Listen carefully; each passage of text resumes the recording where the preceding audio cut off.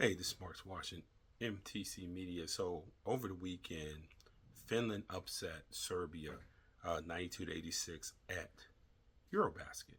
And you're kind of wondering, how can this happen? Blah, blah, blah. First and foremost, even though we're not going to talk about it because I didn't think it made the difference down the stretch, which is Bogdanovic was out. He did not play for Serbia. But if you go and you break down what happened at the end, and we're going to start with 2:01 left, and the whole point of how Finland beat Serbia down the stretch was they attacked Jokic.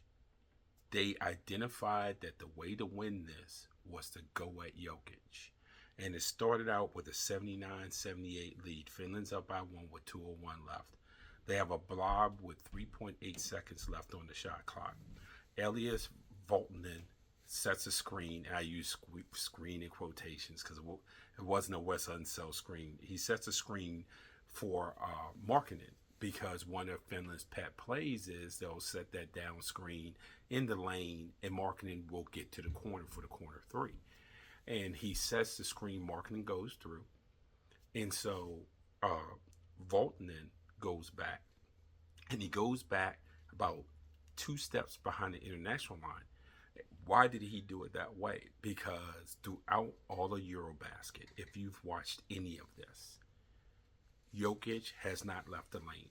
He stays in drop on everything. So when the pass came out, the Voltinen, Jokic did not move outside the lane until Voltinen caught the ball. Well, there's no closeout, and he half-hearted the closeout anyway. Voltinen hits a three. So now we're under 2 minutes left, and Finland is up by 4. Well, Serbia comes down. They hit a three immediately. They hit a wing three, get it back to 1. So go back to the first quarter. In the first quarter, whenever Jokic ended up on Markkanen would always attack the space that Jokic was giving them. Jokic would stay about probably a couple of steps back, inviting Markkanen to take the jumper. And Markkanen kept putting it on the floor. Either he broke down the defense or he got into 2 feet in the lane. And to be honest with you, early on, Finland wasn't necessarily successful with it in the sense of they didn't score. But you could see it was going to be an advantage. They went back to it late in the fourth quarter. Markkanen goes. He goes right into Jokic's chest. He starts out on the perimeter wing, drives the lane. He attacks the space, which is what he should do. And then some help comes over as he's getting to the front of the rim. Some help comes over. He misses the shot. But because that help came over, Finland gets a weak side layup. So they're back up by 3. They get the ball back and run the same play. Same thing happens. Guy gets the rebound for Finland, but there was a foul call.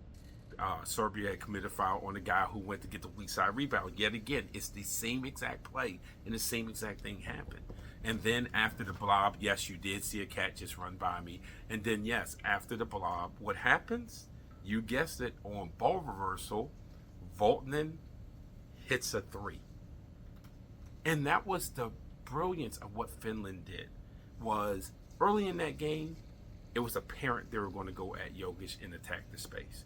Which, by the way, if you go back to the Turkey game, which is the only other game Serbia lost, different guy. That was Şengün. And what Şengün did was, okay, you want to go in the drop, I want to hit this 3. You want to go in the drop, I want to hit this midi. I think Şengün only tried to back down Jokic 2 or 3 times that game. But they did it where he hit the jumper and Turkey beat him. Finland did it by, he's going to give us this, we're going to attack space. And they beat Serbia. So 2 different ways that they attacked. Jokic always wanted to go in the drop. Jokic half-hearted on closeouts. Because he's been half-hearted on closeouts this entire EuroBasket. And I know people don't like for Jokic to be criticized. Whether you think he's the best player or not, he is not infallible. And teams decided, especially Finland, teams decided that in the winning time, going down to the end, winning time, that their best way to win was to go at Jokic. And they did that. And that got them out of the Final 16, got them out of EuroBasket. And Finland is moving on to the round of 8. So that's our breakdown of how Finland closed it out on Serbia.